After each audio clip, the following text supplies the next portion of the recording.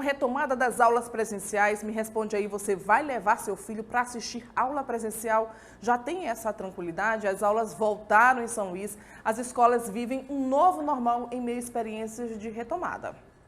Após o governo maranhense adiar pela quinta vez o retorno das aulas presenciais na rede pública, o Sindicato dos Estabelecimentos de Ensino do Estado do Maranhão decidiu manter o cronograma das escolas particulares. O anúncio foi feito na semana passada. As aulas na rede privada foram retomadas nesta segunda-feira, mas não é um dia comum como qualquer volta às aulas. O medo do comportamento do vírus e a incerteza de contaminação estão mais presentes do que muitos imaginam. Porém, os cuidados e as orientações estão espalhados por todos os lados. Nesta escola, as regras já começam desde a entrada. Os pais enviaram seus filhos não só informados quanto aos perigos, mas também cheios de novos itens junto ao fardamento escolar. Máscara e totem gel já fazem parte da rotina. Na entrada, as catracas com reconhecimento facial para não precisar tocar em nada. No chão, as marcações do distanciamento social. Na hora do lanche, mais tecnologia e facilidade, apenas via cartões já carregados pelos responsáveis para não precisar tocar em dinheiro. Uma série de medidas adotadas para a segurança de todo o corpo acadêmico. Bom, algumas regras, na verdade, já eram adotadas pelo nosso grupo, a exemplo de uma delas que você citou ainda há pouco, no uso de garrafinhas. Então, todos os nossos alunos já tinham o hábito de utilizar seu squeeze para uso próprio, trazendo de casa, apenas abastecendo nos bebedouros. Uma outra regra nova é a questão do ensino híbrido. Então, nós temos um revezamento, há uma parte dos alunos vindo para a aula presencial e a outra parte ficando em casa, ou seja, assistindo em casa a mesma aula que está sendo dada aqui na escola. Nesta outra escola, o número de alunos no primeiro dia é bastante reduzido. Isso porque só tem 50% dos alunos do terceirão em sala de aula. A outra metade está acompanhando de casa, fazendo jus ao ensino híbrido, também adotado pela instituição. As outras séries só voltam depois da avaliação desta primeira experiência de aulas presenciais. Este aqui é o novo normal. Então a gente reduziu o número de carteiras, dividiu todas as turmas em 2 grupos iguais, e aí esses grupos eles vão alternar semanalmente, para garantir que a gente possa ter uma rastreabilidade maior e também para garantir uma eficiência logística dos pais melhor, para eles se organizarem por semana. Então, por exemplo, essa semana agora que a gente voltou só com a terceira série, a primeira metade da terceira série pode vir, nem todo mundo veio, obviamente, porque quem não se sente seguro pode continuar em casa. Então, vem metade da turma nessa semana, metade virá na outra semana, enquanto o outro grupo fica em casa assistindo remotamente a transmissão da aula ao vivo. Amanda Cardoso, de 16 anos, é aluna da terceira série do ensino médio e veio para a escola trazendo não apenas a mochila com o material escolar. Esse ano foi um pouco diferente, né, dos outros anos escolares. A gente não trouxe só o nosso material, a gente contou com o auxílio da escola, entregando máscara, álcool em gel, fora os que a gente trouxe de casa também. E tem muita questão psicológica disso tudo, né?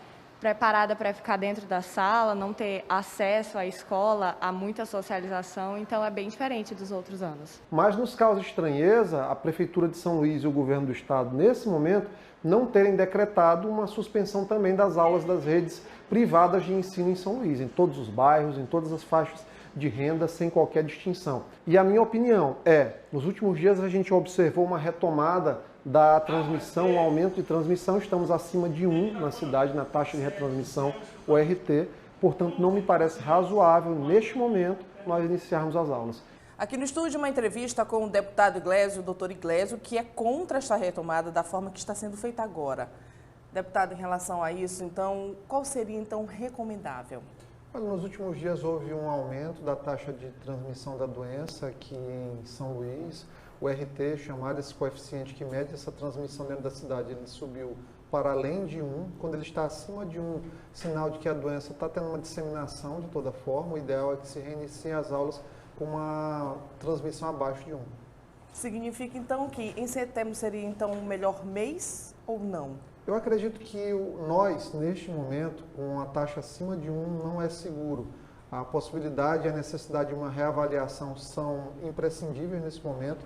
Quando a gente coloca as crianças na sala de aula, a gente perde o controle, porque eventualmente é muito difícil você fazer um monitoramento de crianças em termos de noções higiênico-sanitárias, é muito mais difícil. Muitas vezes a gente não consegue controlar piolho dentro de uma escola, imagina a Covid-19. Portanto, tem que ser muito bem feito e a gente não pode ter pressa com isso. e é o que as escolas particulares de São Luís, no momento, elas estão com pressa. A rede estadual suspendeu as aulas, a rede municipal suspendeu as aulas e não tem muito sentido a rede privada iniciar com tanta pressa essas aulas. Mas a gente viu ali a retomada com cadeiras distanciadas, totens colocados em pontos estratégicos, e eles preferiram começar pelo terceiro ano, que são teoricamente mais bem orientadas. Então, ainda assim, não seria recomendável? Nem todas estão começando apenas pelo terceiro ano. Há escolas que estão colocando os pequenininhos, inclusive, para voltar. Então, isso é extremamente temerário. Nós, quando temos a questão da retomada, quando a gente tem o adolescente, ele tem uma facilidade maior, mas mesmo entre eles é um pouco mais difícil. Eu fico imaginando, Daniel, quando vai ser a primeira vez que vai haver um espirro forte dentro da sala de aula e o tipo de impacto que aquilo ali vai ter nas crianças e nos professores também. A gente viu aí, inclusive, que o senhor acompanhou todo o processo, do início até agora, né, em relação ao crescimento de Covid aqui no Maranhão. Como é que a gente pode classificar hoje o Estado, e principalmente aqui a região metropolitana, já que a gente está por aqui? Olha, no início o Maranhão sofreu bastante, aqui foi um dos estados em que teve uma maior transmissão no início e quando chega ao final termina reduzindo bastante essa transmissão. Estados, por exemplo, no sul, sudeste, centro-oeste, agora que eles estão chegando no pico da doença, Brasília, por exemplo, a cidade de Brasília, está um pandemônio dentro da cidade com a questão da Covid, por quê? Porque no começo não teve. Então a doença tem uma fase de pico, inclusive, que passa e aí depois que a gente chama de recrudescimento, redução de transmissão, e é o que a gente observa hoje aqui em São Luís. Não é uma queda, mas uma estabilidade? Uma estabilização. Aqui houve uma redução, a gente ficou várias semanas abaixo de 1, mas quando houve essa abertura bem extensa recentemente, uma abertura mais ampla, nós tivemos esse aumento da retransmissão e é conveniente aguardar um pouquinho, porque quando abre as escolas, a possibilidade de aumento disso rápido é real. Deputado, agora muita gente tem ainda dúvida em relação a como é que fica então essas séries? Como é que fica esse ano de 2020? Perdemos então o ano de 2020 falando em relação à questão dos alunos, eles reprovam ou então eles passam de ano? E como é que fica o ensino desse aluno? Olha, para mim esse ano eu considero perdido. Os proprietários de escola, eles insistem numa situação que quer dizer que não está perdido. O governo federal faz uma lei que diz que não é necessário cumprir a quantidade mínima de dias letivos também, 200 dias letivos, aumenta a carga horária, mas e o emocional das crianças, o emocional dos professores? Como é que está o emocional de todas as pessoas nesse pós-pandemia, nessa passagem da pandemia para de fato retomar as aulas? A qualidade, isso é ensino de qualidade. O seu filho que está na 8ª série, ele tem qualidade de ensino no que passou esse ano? Vai valer a pena ele ter passado pela 8ª série da forma que as coisas estão? Eu penso que não. Faltou uma liderança nesse momento para dizer que o caminho de fato é a suspensão do calendário letivo, a continuidade no ano que vem, porque o mais importante é a preservação de vidas. Estudo a gente recupera em algum momento. Tem tanta gente que passa aí, se alfabetiza com um pouco de demora, pessoas que se formam um pouco depois do que se esperava. O importante é a gente estar vivo, que a gente corre atrás de todas as outras coisas. Então seria então do zero no ano que vem? Para mim, eu iniciaria muito próximo aos zeros. Faria uma complementação, uma tentativa de abordagem, principalmente nas séries mais iniciais, de aspectos principalmente socioemocionais, de revisão de conteúdos do ano passado, para que seja feito no próximo ano um recomeço adequado, com ensino de qualidade, que de fato vá fazer os pais terem tranquilidade e as crianças aprendizado.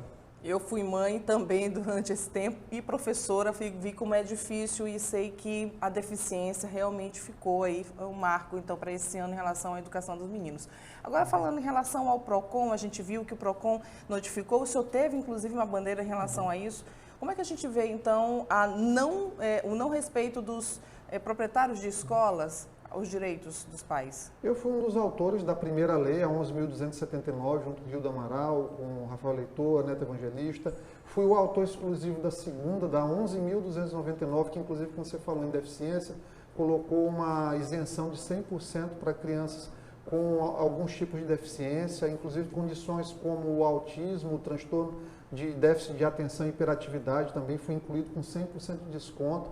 As escolas foram extremamente contrárias a isso, infelizmente está sendo uma luta, o PROCON tem notificado bastante, as escolas agora, algumas já por conta da suspensão das aulas do teleensino e a retomada das aulas já suspenderam os descontos, não houve fim da decretação da emergência sanitária pela OMS e nem revogação do decreto governamental, portanto, no meu entendimento, não era a hora de suspender os descontos também, até porque há o aspecto econômico dos pais que perderam empregos, pais que perderam faturamento nos seus negócios e que têm dificuldade de manter esses contratos escolares repactuados tão para cima, em benefício da escola. Tem muita discussão pela frente, mas a gente não pode deixar de falar aqui em relação a eleições. O senhor que é pré-candidato, como é que anda então trabalhando isso e é esse distanciamento social? Não, nós temos optado por conversar com as comunidades de uma maneira muito reservada, sem qualquer tipo de aglomeração e respeito. Infelizmente, outros candidatos não têm seguido esse caminho de respeitar as recomendações. Tem gente fazendo campanha com aglomeração,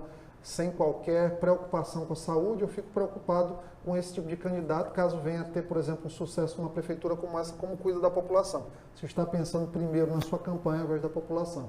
Nós temos dialogado em pequenas reuniões, ouvindo as pessoas para a construção de um plano de governo sólido, que vá ao encontro, na verdade, dos anseios da população com as melhores propostas possíveis. Obrigada pela presença, deputado. Eu te agradeço, obrigado.